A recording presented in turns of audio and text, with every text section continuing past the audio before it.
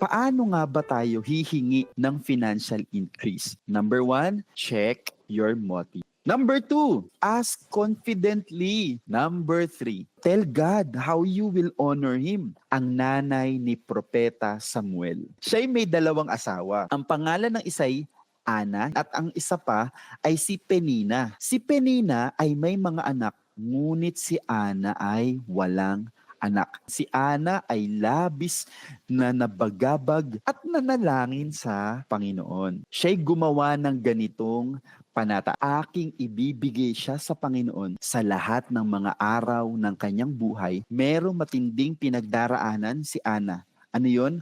Wala siyang anak. Ibinigay niya sa Panginoon yung kanyang pangako kung paano niya luluwalhatiin ng Panginoon kapag ibinigay ng Diyos ang kanyang hinihingi. Lastly, be faithful with what you already have. Ganito tayo, Lord, mangangako ako talaga, hindi na ako magiging magastos kapag biniles mo ko.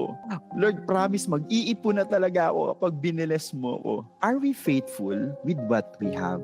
Kung mapagkakatiwalaan tayo sa maliit, ay mapagkakatiwalaan din tayo sa malaking bagay. If we are asking for financial increase, habang wala pa yon, continuously pray. Kung ano yung meron na sa atin, magtapat na tayo. Pakita natin sa Panginoon.